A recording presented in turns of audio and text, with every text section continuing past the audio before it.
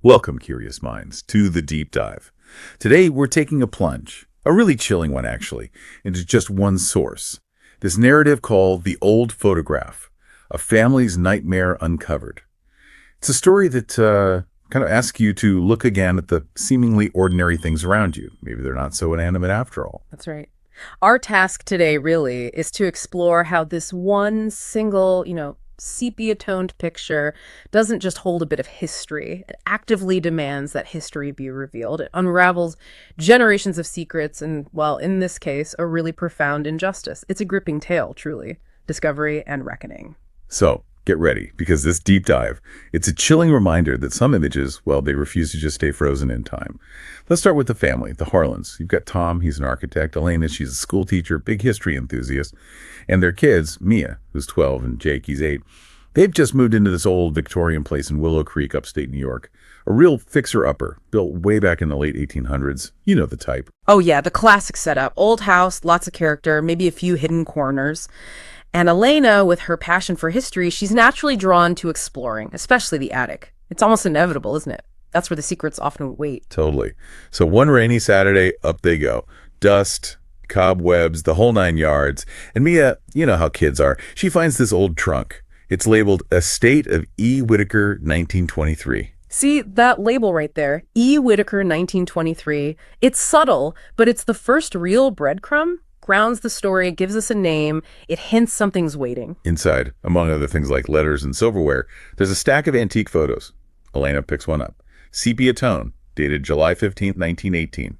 And get this, it's their house. Exactly their house. Porch, turret window, that big old oak tree in the yard, everything the same, just over 100 years ago. Wow. Finding a photo of your own home from that long ago, that's already pretty special. It's a direct line to the past, right? Mm-hmm. For Elena, the historian, that must have felt like hitting the jackpot. It did it, at first. But then Jake, the 8-year-old, points something out. In the background, kind of half hidden by the shadow of that oak tree, there's a figure. A man.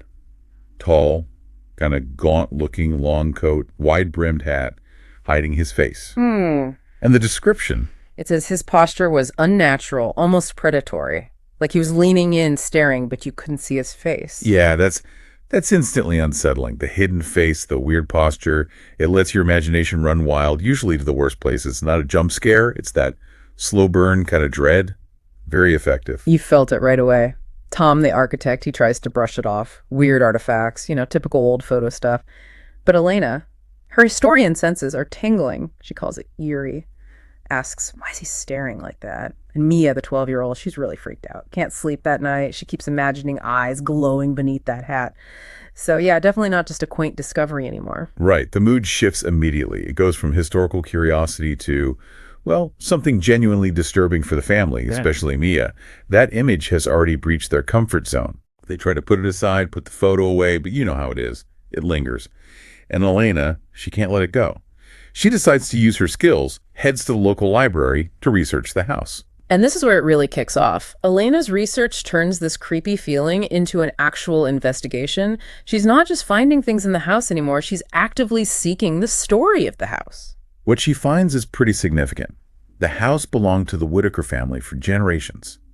And crucially, the patriarch, Elijah Whitaker, he vanished.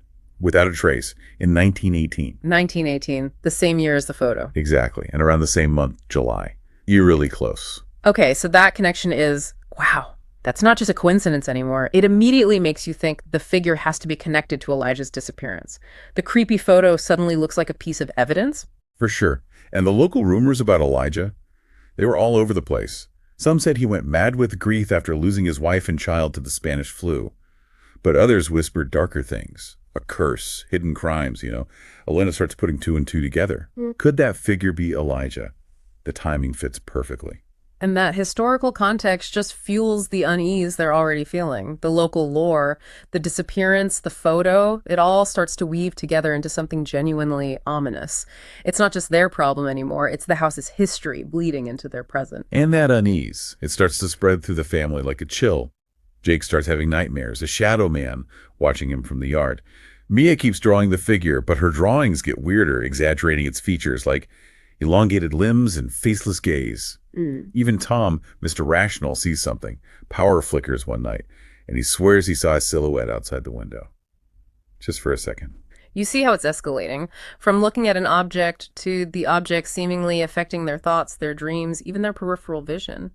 It's moving inward, becoming psychological. And then it crosses the line. From psychological unease to actual physical, manifestations. Elena's research starts aligning terrifyingly with these new experiences. Right, this is where history stops being history and starts, interacting. It's like the past is literally knocking on their door, demanding to be noticed. Elena sees him first, properly sees him. She's making coffee one morning, looks out the window, and there he is, by the oak tree. Man in a long coat, hat, totally still, facing the house. Just like in the photo, she said. She yells for Tom. He comes running, but nothing. The figure's gone, and the grass, still wet with dew, no footprints. Vanished. The classic no evidence scenario. That messes with your head, doesn't it? Makes you doubt yourself. Was it real? Did I imagine it? It ramps up the tension because there's no proof, just the experience. And it gets closer. That same night, Mia hears scratching at her bedroom window. She forces herself to look. He's there, on the porch roof, right below her window. Closer. His hat's tilted up just enough. She sees a pale, indistinct face. She screams her head off. Tom and Elena burst in, lights on, check outside. Again, nothing. Closer. And now revealing something of a face, even if indistinct. That's a definite escalation. It's testing boundaries, getting more personal. But the kicker, the next morning, that original photograph, the one Elena had locked in her desk drawer, sitting right there on the kitchen table. Okay, that changes everything. Moving objects. That shatters any lingering idea that this is just imagination or coincidence. The photo isn't just a clue. It's being used by whatever this presence is. The barrier is gone. Yeah, no rational explanation for that one. And the appearances, they just kept coming. Became more brazen is the word they used. At first it was fleeting stuff. A shadow moving in a mirror when you walked past. Seeing the brim of that hat disappear on the corner. Little glimpses. Right, the constant feeling of being watched. It wears you down, makes the house feel unsafe, like there's no privacy, nowhere to hide. Then Tom has his big moment. The skeptic gets his proof. He's working late, home office, hears footsteps upstairs, thinks it's the kids, calls out, no answer. Then his office door just creaks open slowly. Yeah. He looks at his computer screen, the reflection, and he sees him standing right behind his chair. Tall, thin, those hand-like claws reaching out. He whips around empty room, heart's pounding like crazy. But his coffee mug, knocked over. Coffee everywhere. Physical proof. See? That's crucial for someone like Tom. The spilled coffee isn't just spooky, it's real. It forces him to accept that something undeniable is happening. It breaks through his rational defenses. Meanwhile, Elena's still digging. Back in the attic, she finds something else. An old diary. Belonged to Elijah Whitaker's sister. Ah, contemporary accounts. Those are gold. And the entries are intense, frantic, the narrative calls them. She writes about Elijah not being himself, talks about a debt unpaid, a shadow that follows him, and get this line, it's really chilling. Last night he stood outside my window watching, but he was inside the house with me. Wow. Okay, so this confirms it. This isn't new. This presence, this trouble, it was there back when Elijah was alive, or around the time he disappeared. And that line, outside my window, but inside the house. That's deeply unsettling. It speaks to something pervasive, inescapable. Right. And it mirrors what the Harlans are feeling now. They try modern solutions, security cameras.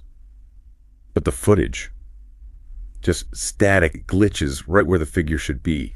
Technology can't seem to capture it. Which is interesting. It suggests something non-physical or something that actively interferes with technology. Or maybe something that only wants to be seen directly. And Mia's drawings get even more detailed and scarily accurate. One shows the figure inside the house, lurking up in the attic. It's like she's tuning into it. Kids often seem more open to these things, don't they? Her art isn't just her fear. It's becoming like a psychic report, showing them where the presence is, what it's doing. Then comes a really bad night. Storm raging outside. Jake vanishes from his room. They search everywhere, panicked.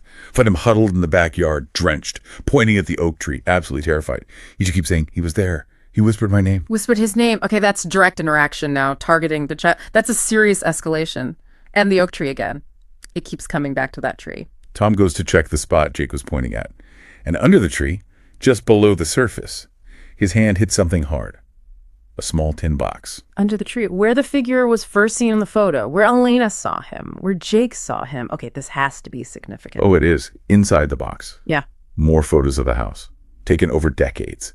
Different families, different eras, but in every single one, the same figure is there. Every photo. Every single one. And here's the really disturbing part. You can track his movement. In the oldest photos, like from the 20s or 30s, he's way back, a tiny speck near the property line.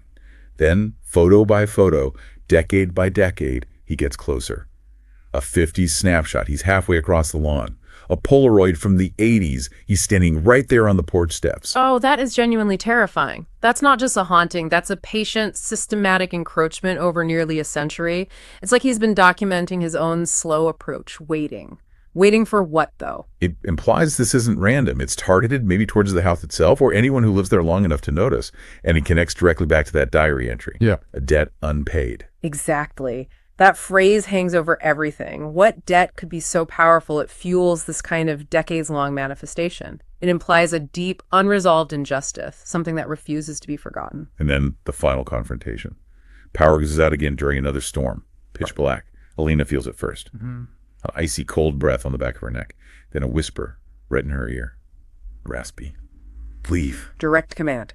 Territorial. And then he's there. At the foot of their bed. Not a shadow, not a glimpse. Fully formed. Or, as the narrative says, in the flesh, or whatever it was. Hat shadowing his face. But they see eyes glowing faintly red. Red eyes. That's classic malevolent imagery. Tom, terrified, but I guess fed up, confronts it, shouts, "What do you want?" And the whisper comes back, echoing in the room. The debt. Unpaid. So there it is, the demand, stated clearly. This isn't just random terror, it's about something specific, something owed. The entity has an agenda, it's pushed them to this point, forced this confrontation. Elena, driven now, absolutely desperate, puts all the pieces together. The diary, the library records, the photos, the whispers. Yeah. And the horrible truth finally clicks. Elijah Whitaker wasn't lost to grief. He didn't just vanish. He was murdered. Murdered by who? His sister, the one who wrote the diary, driven by greed, wanting the family fortune. She poisoned him. The diary writer? Wow. So those frantic entries weren't just concern, they were maybe guilt or fear of being discovered? Maybe both. And where did she bury him? Don't tell me. Under the oak tree. The exact spot where the figure always appeared.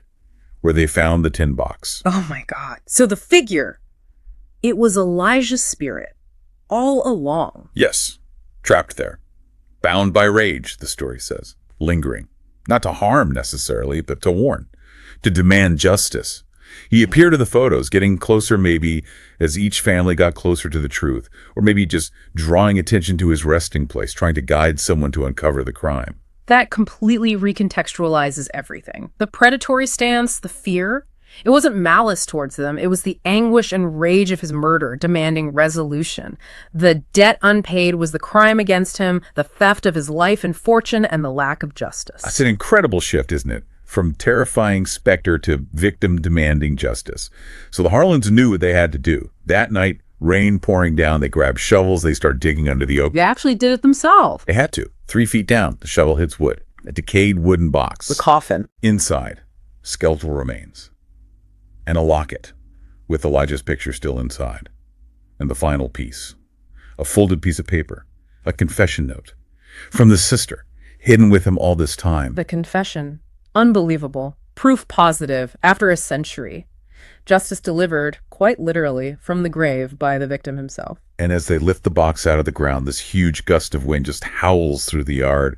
The figure appears one last time. Now, fully visible. His face isn't malicious. It's twisted in anguish, relief, maybe.